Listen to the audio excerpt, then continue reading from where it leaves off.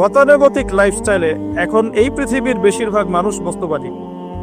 এটা দেখার জন্য, বোঝার জন্য জাস্ট আপনার হৃদয়ের চোখ, হৃদয়ের কান, হৃদয়ের ইন্দ্রিয়গুলো একটু উন্মুক্ত করতে হবে। আর হৃদয়ের চোখ, হৃদয়ের কান উন্মুক্ত হবে তখনই যখন আমরা আল্লাহ এবং তার রাসূলের সামনে আত্মসমর্পণ করব, তার আগে নয়। তো বেশিরভাগ মানুষ বস্তুবাদীরা লিপ্ত থাকে। আবার দেখি কিছু মানুষের সারাদিন ফিকির একটাই, পলিটিক্স, পলিটিক্যাল অ্যাফেয়ার্স, পলিটিক্স, কিভাবে পলিটিক্স করব, কিভাবে অপোজিশনকে ডমিনেট করা যায়, কি করলে তার ক্ষতি করা যাবে, কি করলে তাকে ওভারটেক করে আমি সামনে যেতে পারবো।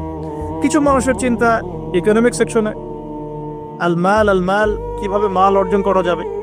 আমার 2 তলা বাড়ি আছে, কিভাবে 4 তলা হবে। 2টা বিজনেস আছে, কিভাবে 10টা হবে, 5টা হবে। আমার 100% জমি আছে, কিভাবে 200% হবে। আল মাল। এই শ্রেণীর মানুষকে নবী সাল্লাল্লাহু আলাইহি ওয়াসাল্লাম আব্দুদ দিনার বলেছেন, দিনারের দাস। আব্দুল্লাহ নয়, আল্লাহর দাস নয়, দিনারের দাস। আরো কিছু মানুষ আছে, আমরা এখন সায়েন্স এবং টেকনোলজির অগ্রগতির খোরা অজুহাত তুলে সরাসরি আল্লাহকে ডিনাই করে ফেলছে এবং এই মতাদর্শ সমাজে বাস্তবায়নের চেষ্টাও করছে। এডুকেশন সেক্টরে হোক, সংস্কৃতির নামে হোক, সামাজিক অ্যাসোসিয়েশনের নামে হোক, মুক্ত চিন্তার নামে হোক, আমরা ডে বাই ডে যুব সমাজের একটা বড় অংশকে এচিস বানাচ্ছি। আবার কিছু মানুষ সারাদিন সংস্কৃতি নিয়ে পড়ে আছে, গান বাজনা, নাট্য, কলা ইত্যাদি ইত্যাদি।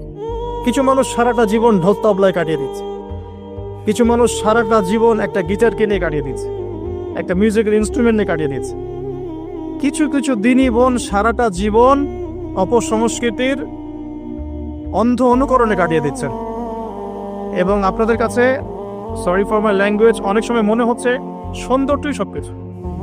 আল্লাহ রাব্বুল আলামিন হয়তো বা মনে হয় আমার বাহ্যিক সৌন্দর্য দেখেই বিচার করবেন আপনাদের উপর। কিছু কিছু যুব সমাজ সারাদিন PUBG, free fire, mobile games, addiction, YouTubing, Facebooking, অস্থির অবস্থা, অস্থির। ঠান্ডা মাথায় 1 সেকেন্ড বসে চিন্তা করতে যাচ্ছে না যে তাকে আল্লাহ বা কেন সৃষ্টি করেছে। তো এইরকম ভেরিয়াস কাইন্ডস অফ পিপল আমাদের এই সমাজের মধ্যে, যে কোনো কান্ট্রির দিকে আপনি তাকাবেন এই দৃশ্যটাই পাবেন। এর মধ্যে গুটি কয়েক কিছু মানুষ আপনি পাবেন, ওয়া কালিলুম মিন ইবাদিয়াশ শাকুর, আমার শুকরগুজার বান্দা আল্লাহ বলেছেন খুব অল্প হবে। অল্প কিছু মানুষ ইসলাম চর্চা করার চেষ্টা করছে। আমি ওই সেন্সে কথা বলছি না যে সারা বিশ্বে 200 কোটি মুসলিম, 300 কোটি মুসলিম, 500 কোটি মুসলিম, বাংলাদেশে 90% মুসলিম, এই ধরনের গতানুগতিক পরিসংখ্যানে আমি বিশ্বাস করি। যখন ইসলামের ডেফিনেশনটা আপনি আজকে বুঝে যাবেন বাসায়, তখন আপনি নিজেও চিন্তা করবেন যে আসলে আমরা মুসলিম আছি কিনা। সংখ্যা তো বসিয়ে দিলাম 90% মুসলিম, ঠিক আছে। তো গুটি কয়েক কিছু মানুষ আল্লাহর পরোয়া করেন, তার রাসূলের পরোয়া করেন, তার কিতাবের প্রতি সম্মান প্রদর্শন করেন। এই মানুষগুলোর মধ্যে কয়েকটা ভাগ আছে। এক ভাগ মানুষ পরিপূর্ণ মুমিন, মাশাআল্লাহ, আমরা দোয়া করি আল্লাহ পাক তাদের সংখ্যা বাড়িয়ে দেন। এক ভাগ মানুষ আছেন পরিপূর্ণ মুসলিম, উদখুলু ফিস সিলমি কাফার উপর আমল করে, অর্থাৎ তোমরা পরিপূর্ণরূপে ইসলামে প্রবেশ করো, এই আয়াতের উপর তারা আমল করে। এক শ্রেণীর মানুষ আছেন মুযাবযাবিনা বাইনাহুম, মানে ডান বামের মাঝখানে থাকেন, যখন স্রোত যেদিকে সেদিকে ফ্লো। এবং এর মধ্যে কিছু দাড়ি টুপিওয়ালা মানুষও আছে, যেদিকে ফ্লো সেদিকে কথা, যেদিকে ফ্লো সেদিকে অ্যাক্টিভিটিস। তার নিজস্ব একটা স্বতন্ত্র অবস্থান নাই, এটাই হক, এরকম একটা অবস্থান নাই। কিছু মানুষ আছেন আল্লাহ এবং তার রাসূলকে বিশ্বাস করেন, কিন্তু কাজ করতে গিয়ে কবিরা গুনাহে লিপ্ত হচ্ছে, সুদ খাচ্ছে, মদ খাচ্ছে, জেনা করছে, পরকায়ে লিপ্ত হচ্ছে, হারাম অ্যাফেয়ার্সে আছে, নোংরা মুভিজ দেখছে, আস্তাগফিরুল্লাহ। কিছু মানুষ আছেন পার্ট টাইম মুসলিম, শুক্রবারে আপনি তাদেরকে পাবেন, ঈদের দিনে পাবেন, কোন একটা কনফারেন্সে পাবেন, আপনি 5 ওয়াক্ত নামাজে পাবেন না। আপনি এর মধ্যে পাবেন কিছু প্রোটেস্ট্যান্ট মুসলিম। প্রোটেস্ট্যান্ট কেমন?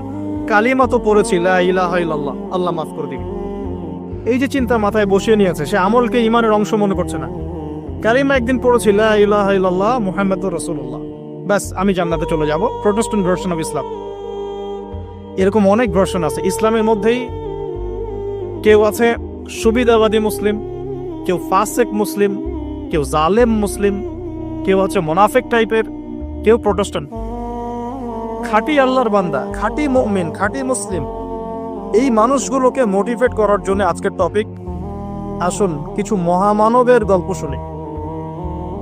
শুরু করতে চাই আমাদের আদি পিতা আদম আলাইহিস সালামকে দিয়ে। কেন এত বড় লম্বা ভূমিকা দিলাম? কারণ আমরা কেউ প্রোটেস্ট্যান্ট মুসলিম থাকতে চাই না। আমরা পরিপূর্ণ কোরআন এবং সুন্নাহ অনুসরণ করতে চাই। পরিপূর্ণ কোরআন এবং সুন্নাহ আমার ব্যক্তি জীবন, আমার পারিবারিক জীবন, আমার অর্থনৈতিক জীবন, আমার সামাজিক জীবন, ইনশাআল্লাহ আল্লাহ যদি তৌফিক দান করেন আমার পলিটিক্যাল লাইফেও থাকবে ইনশাআল্লাহ। এই কনসেপ্টের নাম ইসলাম।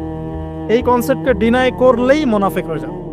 কেউ মানতে পারুক বা না পারুক এটা পরের ইস্যু, কিন্তু আগে আমার আকীদা ঠিক করতে হবে ইসলাম এটা। এখন আমি প্রথমে শুরু করব আমার ব্যক্তিগত জীবন থেকে। আমি সালাত দিয়ে স্টার্ট করব, আমি সওম রাখবো, বেশি বেশি নফল ইবাদত করব, কোরআন তেলাওয়াত করব, দান সাদাকা করব, ভালো কাজে অংশ নিব, সৎ কাজে আদেশ করব, অসৎ কাজে নিষেধ করব। আমি আমার ব্যক্তি জীবনটাকে ইসলামাইজড করব সবার আগে। আমি সবার আগে বড় স্তরে যাব না, এটাই সুন্নাহ। এরপরে আমার একটা পরিবার আছে। আমার পরিবার, আমার মা, আমার বাবা, আমার স্ত্রী, সন্তান, সবাইকে নিয়ে পরিবার। তাদেরকে ইসলামের মধ্যে রাখার দায়িত্বটা আমার। আমার সমাজ আছে, সমাজে আমি যতটুকু পারি ইসলামকে ইম্পোজ করব। ইকোনমিক সেকশনে গিয়ে আমি হালাল হারামে পরোয়া করব না এমন মানুষ হব না। আমি সেখানে হালাল খাবো, হারাম থেকে দূরে থাকবো। যদি আল্লাহ পাক আমাকে পলিটিক্যাল ক্ষমতা দেন, আমি আমার জায়গা থেকে চেষ্টা করব ইসলামকে ইম্পোজ করার জন্য। অ্যাটলিস্ট কুফর, শিরক এবং তাগুতকে এস্টাবলিশ করব না। কিছু করতে পারি না পারি, অ্যাটলিস্ট কুফর, শিরক এবং তাগুতকে এস্টাবলিশ করব না। মোটা দাগে কথা বললে অনেক হার্ড কথা হয়ে যায়। পুরো ওয়ার্ল্ডের গ্লোবাল অ্যাফেয়ার্সই এখন তাগুতের উপরই আছে। আপনি কত বড় সংস্থার নাম নেবেন? World bank, IMF, United Nations, কোনো অ্যাসোসিয়েশনের মধ্যে 100% কেন 10% ইসলাম নাই। তো এখন আমাদের করণীয়, নিজের ব্যক্তি জীবন থেকে যখন ইসলাম বিদায় নিচ্ছে তখন ওই লেভেলে কথা বলাই তো আমার জন্য দুষ্কর। এটা তো অপরাধ, আমার জন্যই অপরাধ। তো আমাদের ফার্স্ট অফ অল স্টার্ট করতে হবে ব্যক্তি জীবন থেকেই, দেন পরিবার, সমাজ, গ্র্যাজুয়ালি উই উইল অ্যাডভান্স ইনশাআল্লাহ তাআলা। এখন আকীদাকে স্পষ্ট করলাম। আল্লাহ পাক সূরা মুলকের মধ্যে একটা কথা বলছেন, এই আয়াতটা থেকে আমি সামনে যাচ্ছি।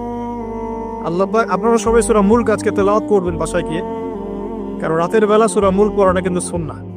এখানে আল্লাহ রাব্বুল আলামিন একটা কথা বলেছেন, তাবারাকাল্লাযী বিয়াদিহিল মুলক ওয়া হুয়া আলা কুল্লি শাইইন কাদির। আল্লাহ পাকের হাতেই রাজত্ব, কর্তৃত্ব, তিনি সমস্ত বিষয়ের উপর কর্তৃত্বশীল। আল্লাযী খালাকাল মাউতা ওয়াল হায়াতা, যিনি মৃত্যু এবং জীবন সৃষ্টি করেছেন। কি রিজনে, কি কারণে? লিয়াবলুয়াকুম আইয়ুকুম আহসানু আমালা। আল্লাহ পাক দেখতে চান আমাদের মধ্যে আমলে আহসানকে। অনেক লেকচারে আমি আহসান শব্দটার অ্যাপ্রোপ্রিয়েট ব্যাখ্যা পাইনি স্কলারদের কাছে, লেকচারারদের কাছে। হাসান শব্দটার সুপারলেটিভ ফর্ম হচ্ছে আহসান। হাসান মানে হচ্ছে ভালো, উত্তম, ভালো, খাবারটা ভালো। আহসান খাবারটা অনেক বেশি ভালো। হাসান মানে উত্তম, আহসান অনেক বেশি উত্তম। বলি আমরা কবির মানে বড়, আকবার সবচেয়ে বড়, তগীর মানে ছোট, আসগর মানে সবচেয়ে ছোট। এটাকে বলা হয় ইসমে তাফজিলের সিগা, মানে সুপারলেটিভ ফর্ম ইংরেজিতে আমরা যেটা বলি। তো আল্লাহ পাক এই আয়াতে একটু খেয়াল করে দেখেন, আল্লাহ পাক কিন্তু আমাদেরকে গতানুগতিক মুসলিম হিসেবে দেখতে চাচ্ছেন না। আল্লাহ পাক বলছেন আমি দেখতে চাই তোমাদের মধ্যে আমলে আহসানকে।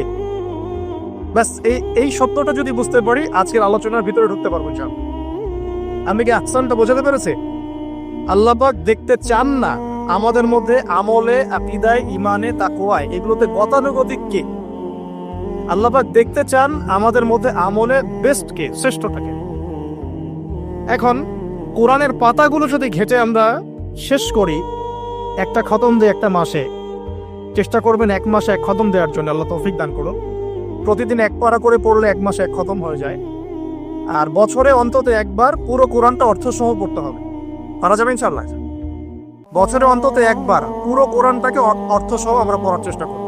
এই পাতাগুলো যদি আমরা উল্টাই তাহলে দেখব কোরআনের মধ্যে আল্লাহ রাব্বুল আলামিন কাফেরদের কথা বলেছেন, জালেমদের কথা বলেছেন, ফাসিকদের কথা বলেছেন, মুত্তাকি মুমিন মুসলিমদের কথা বলেছেন। এবং আল্লাহ পাক যে শব্দটা চাচ্ছেন আমাদের কাছে আহসান, এই আহসান কিছু মানুষের কথা আল্লাহ পাক কোরআনে বলেছেন। আজকে ওইটাই গল্প। সূরাতুল বাকারার আয়াত নাম্বার 7, 8 এই দুটো আয়াত একটু পড়ে দেখবেন। আল্লাহ পাক বলছেন ওয়া মিনান নাস বাদা আউযু বিল্লাহি মিনাশ শাইতানির রাজিম ওয়া মিনান নাস, আল্লাহ বলছেন মানুষের মধ্যে কিছু মানুষ আছে, সবাই না। ওয়া মিনান নাস, মানুষের মধ্যে কিছু মানুষ আছে যারা কিনা মাইয়াশরি নাফসাহু বিতিগা মারদাতিল্লাহ, যেই মানুষগুলো আল্লাহ পাকের সন্তুষ্টির জন্য তাদের নফসটাকে বিক্রি করে দিয়েছে। সুবহানাল্লাহ, চারটাখানি কথা না কিন্তু। মানুষের মধ্যে আল্লাহ কিন্তু সূরা বাকারায় বলেছেন শুরুর দিকে মানুষের মধ্যে কিছু মানুষ আছে যারা মুমিন, কিছু মানুষ আছে যারা মুনাফিক, শুরুর দিকে পাবেন। এখানে আল্লাহ পাক বলছেন মানুষের মধ্যে কিছু মানুষ আছে যারা তাদের নফসটাকে আল্লাহর সন্তুষ্টির জন্য বিক্রি করে দিয়েছে। সুবহানাল্লাহ, মানে তাদের জীবনের মূল থিমটাই হচ্ছে আল্লাহ পাকের সন্তুষ্টি অর্জন করা। কোনো কিছুকেই তারা আল্লাহর সন্তুষ্টির উপর প্রাধান্য দিবে না। যদি কোটি টাকার অফার আসে হারাম, সে সেটা রিজেক্ট করবে, আল্লাহ নারাজ হবে। একটা সুন্দরী মেয়ে যদি জেনার অফার করে, সে রিজেক্ট করবে, কারণ সে আল্লাহকে ভয় করে। সে আল্লাহ পাকের জমিনের উপরে গায়রুল্লাহ বা কুফফারদের, তাগুতদের কোনো লস ইমপ্লিমেন্ট করতে পারবে না, কারণ সে আল্লাহকে ভয় করে। সে ইকোনমিক লাইফে হালাল হারামের পরোয়া করে চলবে, কারণ সে আল্লাহকে ভয় করে। সে তার পরিবারে পর্দা এস্টাবলিশ করবে, বিকজ সে আল্লাহকে ভয় করে। মানে আল্লাহ পাকের সন্তুষ্টির জন্য নিজের নফসটাকে, জান মাল সবকিছুকে বিলিয়ে দিয়েছে। এই মানুষগুলোর সম্পর্কে আল্লাহ বলছেন ওয়াল্লাহু রাউফুম বিল ইবাদ, এই মানুষগুলোর প্রতি আল্লাহ পাক রাউফ হবেন, কোমল নরম সফট হয়ে যাবে। সুবহানাল্লাহ, কোমল নরম সফট মানে কি? কিয়ামতের মাঠে ডাকা হবে, এই গুনাহগুলো করেছিলে? জি আল্লাহ, আমি এই গুনাহগুলো করেছি। আল্লাহ পাক পর্দা দিয়ে দেবেন, পর্দার পরে বলবেন যে দুনিয়াতে তোমার এই গুনাহগুলো আমি গোপন করে রেখেছিলাম, আজকেও সবগুলো গোপন করে দিলাম, জান্নাতে চলে যাও। আল্লাহু রাউফুম বিল ইবাদ, আল্লাহ পাক তার বান্দার প্রতি রাউফ, কোমল হবে। দুনিয়াতে রাউফ কেমন? যে কোনো বিপদ আপদ বালা মুসিবতে সেই ব্যক্তি হাঁটু গেড়ে আল্লাহর কাছে চাবে, আল্লাহ আমার এই সমস্যা, আল্লাহ আমার এই সমস্যা, আল্লাহ আমার এই সমস্যা। আল্লাহু রাউফুম বিল ইবাদ, আল্লাহ পাক ওই বান্দার প্রতি সফট, কোমল হয়ে যাবে। এগুলোর অনেক প্রমাণ আমি আমার জীবনও পেয়েছি, এগুলো আমি পাবলিকলি বলতে পারবো না, আর আপনি ব্যাখ্যা করতে পারবো। আর এমন কিছু বিষয় আছে যেগুলো আসলে মানুষকে বলেও বোঝানো যায় না। বড় বড় স্কলারদের কিতাব এখন যখন পড়ি, তারা বলেন কি বলবো, তোমরা তো বুঝবেই না। মানে এমন একটা লেভেলে মানুষ চলে যায় যে ওই লেভেলের কথা সবাইকে বোঝানো যায় না। কিভাবে বলবো, কিভাবে ব্যাখ্যা করবো, কোন আবেগ নিয়ে আসবো, কোন সত্য নিয়ে আসবো, আমি আপনাকে বোঝাতে পারবো না। এরকম একটা অবস্থান থাকে। একজন সাহাবীর নাম বলি আলী ইবনে আবি তালিব রাদিয়াল্লাহু আনহু। আপনি তার পুরো জীবনী পড়লে তাকে খুব সফট পাবেন, নিজেকে গোপনকারী পাবেন, খুব বেশি উচ্ছ্বাস প্রকাশকারী পাবলিক ফিগার। হ্যাঁ, এই যে আমরা শো অফ, নিজেকে জাহির করা, আপনি পাবেন না তাকে। এবং তিনি শেষ জীবনে কি বলেছেন জানেন? শেষ জীবনে বলেছেন যে জ্ঞান আমি নবী সাল্লাল্লাহু আলাইহি ওয়াসাল্লামের কাছ থেকে পেয়েছি, সেগুলোকে সুষ্ঠুভাবে বন্টন করার মতো কাউকে পেলাম না জীবনে। মানে একটা লেভেল থাকে মানুষের, আল্লাহ তাকে মারিফত লাভের, যে লেভেলে গিয়ে মানুষ সবার সাথে আমভাবে কিছু বলতে পারে না। আমি ওই লেভেলে কিছু ফিল করছি, কিছু নির্যাস পাচ্ছি যে আমি আপনাকে বোঝাতে পারছি না। যাই হোক, আল্লাহ পাক রাউফ মানে এত সফট হবেন, জীবনের যে কোনো পদে আপনি আল্লাহকে ডাকবেন, আল্লাহ আপনাকে তাৎক্ষণিক সাড়া দিবেন। ইনশাআল্লাহ, ইনশাআল্লাহ আযজা ওয়া জাল। এখন পাতাগুলো ঘাটলে আমরা প্রথম এইরকম যারা নিজের নফসটাকে আল্লাহর জন্য উৎসর্গ করে দিয়েছেন। 1 নাম্বার পাচ্ছি আমরা আমাদের আদি পিতা আদম আলাইহিস সালাম। আজকে ডিটেইলস আয়াত বাই আয়াত বলার সময় পাচ্ছি না, তবে আমি তামারি বলছি, আপনারা একটু বাসায় পড়ে নেবেন। আদম আলাইহিস সালামকে আল্লাহ রাব্বুল আলামিন নিজের হাত দিয়ে সৃষ্টি করেছেন। সুবহানাল্লাহ। এখন আল্লাহ পাকের হাত কি, কেমন, কিভাবে ব্যাখ্যা করতে পারবো না, এবং এই ব্যাখ্যা করা আমাদের জন্য জরুরি নয়। আল্লাহ পাক যা বলেছেন বাস, কোনো কিছুর সাথে সাদৃশ্যপূর্ণ নয়, কোনো কিছুর এক্সাম্পল তার সাথে শোভনীয় হবে না। জাস্ট আল্লাহ পাক বলেছেন খলাকতু বিয়াদাই, আমি আদমকে সৃষ্টি করেছি আমার 2 হাত দিয়ে, বাস এই পর্যন্ত, ফুল স্টপ। এগুলো হচ্ছে কোরআন সুন্নাহর কিছু মূলনীতি। আল্লাহ পাক বলেছেন আর রহমান আলাল আরশ ইস্তাওয়া, রহমান আরশের উপরে সমুন্নত। কোন হালতে কি অবস্থায় আছেন ব্যাখ্যা করতে পারবো না, দরকার নাই, ফুল স্টপ। আদম আলাইহিস সালামকে সব সবচেয়ে বড় যে নেয়ামত আল্লাহ পাক দিয়েছেন সেটা হলো আদম আলাইহিস সালামকে আল্লাহ পাক তার পক্ষ থেকে ইলম শিক্ষা দিয়েছেন। সুবহানাল্লাহ। আল্লাহ পাক প্রথমেই তাকে সৃষ্টি করে ফেরেশতাদেরকে দিয়ে সিজদা করার নাই। আল্লাহ পাক তাকে আগে জ্ঞান শিক্ষা দিয়েছেন। সূরা বাকারা শুরুর দিকে আছে, ওয়া আল্লামাল আদামা আসমা কুল্লাহা। আমি আদমকে যত রকম জ্ঞান আছে, আসমা কুল্লাহা মানে যত রকম নাম এবং জ্ঞান আছে সবই শিখিয়েছি আদম আলাইহিস সালামকে। উম্মাহ আজকে পিছিয়ে পড়েছে আদম আলাইহিস সালাম এই মহামানবের জ্ঞানতাত্ত্বিক সুন্নত না নিয়ে। আজকে আমরা লেকচার শুনতে চাই, ইউটিউব ফেসবুক থেকে দিন শিখতে চাই, আমরা জ্ঞান অর্জন করতে চাই না। আপনি একটা লেকচারে ডাকেন, আপনি 2-3 লাখ লোক পাবেন। বাংলাদেশেই তো হচ্ছে 2-3-4-5 লাখ লোক, কিন্তু আপনি 5 লক্ষ লোককে 6 মাস একটা সিস্টেমেটিক সিলেবাস দিয়ে পড়াশোনা করতে বলেন, দে উইল ডিনাই। শুরু করে দেন, দেখবেন তার মধ্যে 10 জন বাকি আছে, বাকি সবাই রিজেক্ট করেছে। উম্মার সবচেয়ে বড় সমস্যা এখন, ইয়াংদেরকে স্পেশালি বলছি, জ্ঞানতাত্ত্বিক রেভলিউশনের ঘাটতি আছে। আমরা অনেক কিছু করতে চাই, অনেকে দাওয়ার কথা বলেন, জিহাদ ফি সাবিলিল্লাহর কথা বলেন, ইসলাম প্রতিষ্ঠার কথা বলেন, জ্ঞান অর্জন করতে চান না। ইলম অর্জন ছাড়া আপনি কিছুই করতে পারেন। আমরা জানি যে আদম আলাইহিস সালামকে এবং তার স্ত্রী হাওয়া আলাইহিস সালামকে জান্নাতে রাখা হয়েছে। সেখানে ওই যে ফেরেশতাদের মধ্যে লুকিয়ে থাকা জিন, যার নাম ইবলিস, সে সিজদা করে নাই। ইবলিস কিন্তু ফেরেশতা ছিল না, এটা ভুল কথা। ইবলিস কানা মিনাল জিন্নি ফাফাসাকা আন আমরি রাব্বি। ইবলিস ছিল জিন জাতির একজন, যে তার রবের আদেশকে লঙ্ঘন করেছিল। ইবলিস ফেরেশতা ছিল না, এটা ভুল কনসেপ্ট। এমন না সে ফেরেশতা ছিল পরে শয়তান হয়ে গেছে, না, সে কখনোই ফেরেশতা ছিল না, সে জিন জাতির একজন ছিল। বিকজ এই পৃথিবীতে মানুষের আগে জিন জাতির অবস্থান ছিল, এর পূর্বে হয়তো আরো কিছু ছিল, আমরা জানি না, আল্লাহ পাক গোপন করে দিয়েছেন, আমরা জানি না। এখন ইবলিস সিজদা করেনি কেন? বিকজ সে বলেছিল খলাকতানি মিন নার ওয়া খলাকতাহু মিন তিন, আমাকে সৃষ্টি করেছেন আপনি আগুন দিয়ে, আদমকে সৃষ্টি করেছেন মাটি দিয়ে, কেন আমি আদমকে সিজদা করব? সে আদমকে সিজদা না করে এটা প্রমাণ করতে চাচ্ছে যে আল্লাহ আপনি ভুল, আমি সঠিক। নাউজুবিল্লাহ। এটাকে বলা হয় বাতিল কিয়াস, বাতিল কিয়াস, ভুল কিয়াস। এবং শুধু তাই না, আল্লাহ রাব্বুল আলামিন তাকে ওয়ার্ন করার পরেও সে কিন্তু ইউটার্ন করে তওবা করে ফিরে আসে নাই। সে তার মতের উপর অটল ছিল। পক্ষান্তরে আমাদের পিতামাতা যখন ফল খেয়ে ফেলেছেন জান্নাতে, যখন পোশাক খুলে গেছে, জান্নাতের পোশাক খুলে গেছে, ফল খাওয়ার পর প্রথম যে ঘটনা ঘটেছে, গায়ের পোশাকটা খুলে গেছে।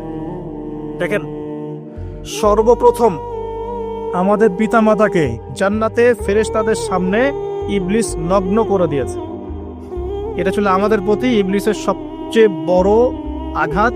শুরুতে, প্রথম আঘাত, শুরুতে শিরক করাতে পারে নাই, বেদাত করাতে পারে নাই, হারাম খাওয়াতে পারেনি ইত্যাদি। শুরুতে আমাদের পিতামাতাকে সে অবাধ্যতায় লিপ্ত করে গা থেকে জান্নাতের পোশাকটা খুলে ফেলে দিয়েছে। এখান থেকে আমাদেরকে বুঝতে হবে, আজকের এই গ্লোবাল সোসাইটিতে আমরা যে নগ্নতার এই ভয়াল থাবা এবং প্রদর্শনী দেখছি, এটা ওই আসমানের ওই যে ইবলিসের যে চক্রান্ত, তার এই জমিনে বাস্তবায়ন হচ্ছে। এখন বুঝাতে পারিনি মনে হয়, আল্লাহ মাফ করুন। ইবলিস আমাদের পিতামাতার গা থেকে কাপড় খুলে ফেলে দিয়েছিল। সূরা আরাফে আল্লাহ পাক এটা বলেছেন, ইয়ানজিউ আনহুমা লিবাসাহুমা লিইউরিয়াহুমা মিন সাওয়াতিহিমা। হে বনু আদম, তোমরা সতর্ক থেকো, তোমাদের পিতামাতার গা থেকে কিন্তু ইবলিস কাপড় খুলে ফেলেছিল, তোমরা পৃথিবীতে গিয়ে আবার সেই কাজ করো না।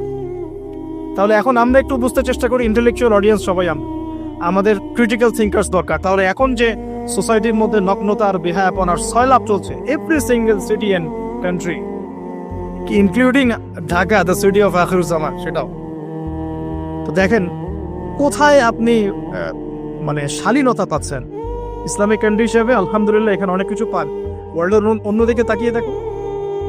তার মানে ইবলিসের ওই এজেন্টটা এখন পৃথিবীতে কিছু মানুষ বাস্তবায়ন করছে, তাদের সাথে ইবলিসের একটা যোগসূত্র আছে আদর্শিক।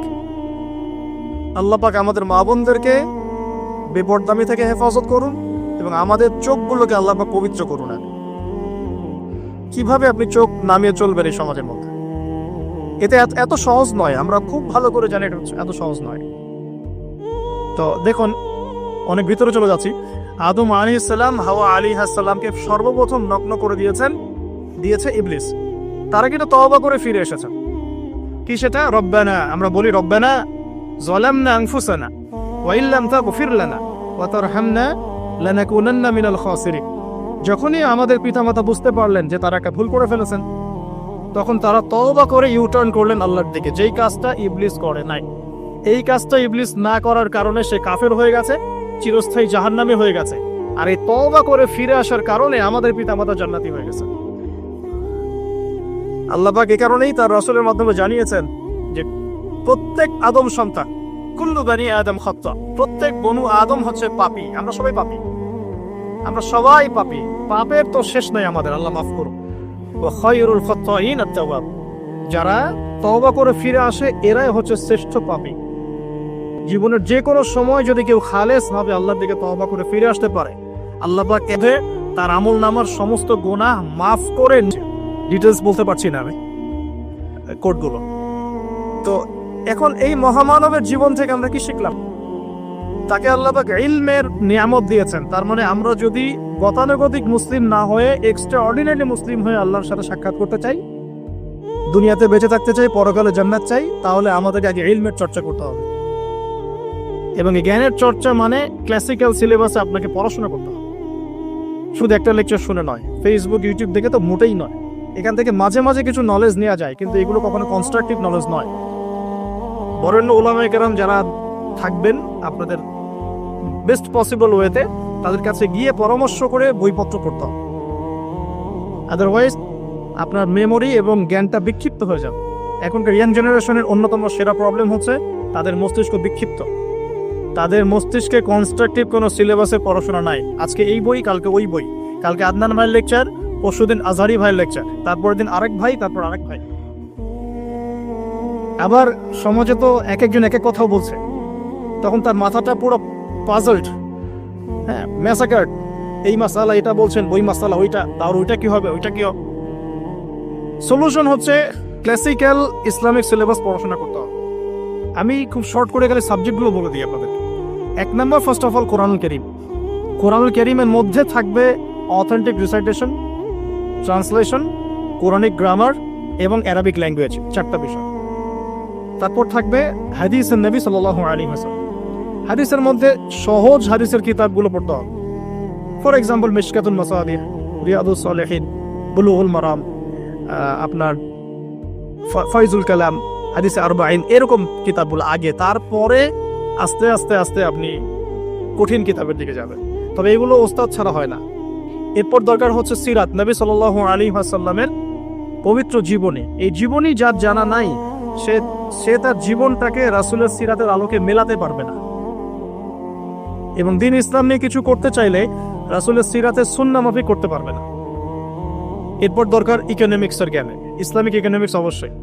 তারপরে দরকার হচ্ছে ইসলামিক ইতিহাসের জ্ঞান, ফিকহের জ্ঞান, আকীদার জ্ঞান, উসুলের জ্ঞান। এভাবে একটা কনস্ট্রাকটিভ সিলেবাস দাঁড়ায়। তারপরে গিয়ে একজন মানুষের জ্ঞানটা পাকাপোক্ত হবে। সময় লাগুক 10 বছর, 15 বছর, 20 বছর। আমরা দোয়া করি আল্লাহর কাছে, আল্লাহ পাক আগামী পুরো 20 বছর আমাদেরকে পড়াশোনা করার তৌফিক দান করুন। করতে থাকবো। আমাদের বেশি কথা বলার দরকার নেই, করতে থাকবো, জানতে থাকবো। এখন তাহলে আমরা আজকে প্রথম একটা লেসন পেলাম, গতানুগতিক মুসলিম না হয়ে এক্সট্রা অর্ডিনারি মুসলিম হতে হলে প্রথমে এই মহামানবের জ্ঞানতাত্ত্বিক শিক্ষা নিতে হবে, ইলমের মেহনত হবে ইনশাআল্লাহ। আল্লাহ পাক আমাদের সবাইকে জ্ঞানের মেহনত করার তৌফিক দান করুন এবং আমাদের পরিবারে জ্ঞান প্রতিষ্ঠার তৌফিক দান করুন, আমাদের বাচ্চাদের মধ্যে সেই জ্ঞান তৌফিক দান করুন। আর প্রয়োজন হচ্ছে তাওবা। আদম আলাইহিস সালাম ভুল করেছেন, আমরাও ভুল করি, কিন্তু শয়তানের পাল্লায় পড়ে ভুল করলেই তার তাবেদারি করতে হবে না, বরং যখনই আমাদের স্মরণ হবে আমরা ইউটার্ন করবো আল্লাহর দিকে তওবা করে। দ্বিতীয় মেসেজ হচ্ছে বেশি বেশি তওবা ইস্তেগফার করব। দিনে কমপক্ষে 100 বার পড়তে পারি আস্তাগফিরুল্লাহাল্লাযী লা ইলাহা ইল্লা হুয়াল হাইয়ুল কাইয়্যুম ওয়া আতুবু ইলাইহি, অথবা এতটুকু অ্যাটলিস্ট আস্তাগফিরুল্লাহ ওয়া আতুবু ইলাইহি, আস্তাগফিরুল্লাহ ওয়া আতুবু ইলাইহি, বাস এতটুকু। নবী সাল্লাল্লাহু আলাইহি ওয়াসাল্লাম দিনে 100 বার তওবা করতেন, কোন হাদিস এসেছে 70 বার তওবা করতেন। এরপর একটু সামনে যাই, কোরআনের পাতা উল্টালে দেখবো আরেকজন নবীর নাম আসে, আরেকজন মহামানবের নাম, তার নাম হচ্ছে নূহ আলাইহিস সালাম। এই মানুষগুলো যাদের কথা বলছি তারা কিন্তু কেউ গতানুগতিক মুসলিম ছিলেন না, ছিলেন তারা এক্সট্রা অর্ডিনারি মুসলিম ছিলেন। আমি তাদের থেকে নলেজ নিচ্ছি। এবার আসি কোরআনের পাতা একটু সামনে গেলে দেখবো আরেকজন নবীর নাম চলে আসে, নূহ আলাইহিস সালাম। নাম শুনেছেন? সামারি 950 বছর দিনের দাওয়াত দিয়েছেন। সুবহান। এক্সট্রা অর্ডিনারি হতে হলে আমাদেরকে দাওয়াতি কাজ করতে হবে, তার আগে ওই যে জ্ঞান অর্জন করতে হবে। এই দাওয়াতি কাজটা হবে মধ্যম পন্থায়, শৈথিল্যতাবাদ না, চরমপন্থা না, মধ্যমপন্থী থাকবো ইনশাআল্লাহ। এখানে অনেক সময় মধ্যমপন্থী থাকতে গিয়ে কিছু মানুষ হিকমতের দোহাই পেরে শৈথিলতাবাদী হয়ে যায়। আমি মনে বুঝাতে পারি না, কিছু মানুষ মধ্যম পন্থার দাওয়াতের কথা বলেও হিকমতের দোহাই দিয়ে কখনো কখনো শৈথিল্যতাবাদী হয়ে যায়। এটাও ঠিক, ওটাও ঠিক, এটাও চলে, ওটাও চলে, এদিকে চলে আসে। আবার কিছু মানুষ মধ্যম পন্থার কথা বলে অনেক সময় খুব ওভার এগ্রেসিভ পদক্ষেপে চলে যায়। দুটোই উম্মার জন্য ক্ষতিকর। এই জন্যই ক্লাসিক্যাল ওলামায়ে কেরামের সাথে পরামর্শ ভিত্তিক চলাফেরা করা উচিত। তাহলে তারা ডাইরেকশন দিতে পারবেন যে কোনটা এই প্রেক্ষাপটে করা উচিত, কোনটা করা উচিত না। তো নূহ আলাইহিস সালামের জীবন থেকে আমরা শিখছি দাওয়াতের মেহনত করতে হবে। এটা আমি আজকেও শিখলাম নতুন করে। নিজের মধ্যেই মনে হলো যে আমার সামনে যে ভাই গাড়ি ড্রাইভ করছেন তাকে তো দুটো কথা বলতে পারতাম, কেন বললাম না? যে ইমামের পিছনে নামাজ পড়ে আসলাম তাকে তো দুটো কথা বলতে পারতাম, কেন বললাম না? বলতে পারতাম যে ইমাম সাহেব আপনি শুনুন, নবী সাল্লাল্লাহু আলাইহি ওয়াসাল্লাম বলেছেন দুনিয়ার সবচাইতে নিকৃষ্ট চোর হচ্ছে সে ব্যক্তি যে রুকু সেজদা ঠিকমতো আদায় করে না। চুরি করলে চোরের হাত কেটে ফেলতে হয়। যদি কেউ আমার ফোনটা চুরি করে, ইসলামিক লস কি বলছে? তার হাতটা কেটে ফেলতে হয়। আর নবীজি বলছেন সবচেয়ে নিকৃষ্ট চোর সে ব্যক্তি যে ব্যক্তি রুকু সেজদা ঠিকমতো আদায় করে না। তো আমরা এরকম দাওয়াতের অনেক ক্ষেত্র পাই। নিজেও ফিল করলাম যে না, আসলে মনে হয় আমি পরিপূর্ণ দায়ী হতে পারছি না। আমি তো এই যে বিমানে আসলাম তার কেবিন ক্রুদেরকে দাওয়াত দিতে পারতাম, অ্যাটলিস্ট শালীনতার একটা আয়াত শোনাতে পারতাম যে এই পোশাকগুলো মেয়েদের পরা উচিত নয়। যে পোশাকটা আপনি পরে আছেন, আকাশে উঠছি, সুবহানাল্লাহ, 1 সেকেন্ডের মধ্যে প্লেন ক্র্যাশ করতে পারে। Possible or not possible? 1 সেকেন্ডের মধ্যে। সেখানে আমি কিভাবে আল্লাহর জিকির বাদ দিয়ে বেহায়াপনে লিপ্ত হতে পারি? বিশ্বাস করেন, হয়তোবা আমি একটু দুর্বল মনের মানুষ কিনা জানি না, কিন্তু আমি এয়ারে উঠলে আমার সবসময় ফিকির থাকে লা ইলাহা ইল্লাল্লাহ লা হাওলা ওয়ালা কুওয়াতা ইল্লা বিল্লাহ আস্তাগফিরুল্লাহ ওয়া আতুবু ইলাইহি। মানে আমি মনে হয় যে আল্লাহ পাক ধরে রেখেছেন আমাকে, এটা ফিল করে আল্লাহ ধরে রেখেছেন বলে যেতে পারছি। ওখানে আমরা কিভাবে নগ্নতা প্রদর্শনী করতে পারি, কিভাবে করতে পারি? তো দাওয়াতের অনেক ক্ষেত্র সামনে আসে। আপনার সন্তানকে, আপনার স্ত্রীকে, আপনার প্রতিবেশীকে, ড্রাইভারকে, সবজিওয়ালাকে আমরা দাওয়াত দিতে পারি। বাট আমি মনে হচ্ছে যে আমি আসলে কথাটা বলছি বড় গলায়, আমি এখন নিজেও এটা হতে পারি নাই। আল্লাহ পাক আমাদেরকে হওয়ার তৌফিক দান করুন। নূহ আলাইহিস সালাম 950 বছর দাওয়াত দিয়েছেন। একটা খালি এক্সাম্পল দিচ্ছি, তিনি সূরা নূহের মধ্যে আল্লাহ পাক বলেছেন, নূহ আলাইহিস সালাম আল্লাহকে বলছেন রব্বি, হে আমার রব, ইন্নী দাআউতু কওমি লাইলা ওয়া নাহারা, আমি আমার এই কওমকে প্রতিদিন প্রতি রাত দাওয়াত দিয়েছি।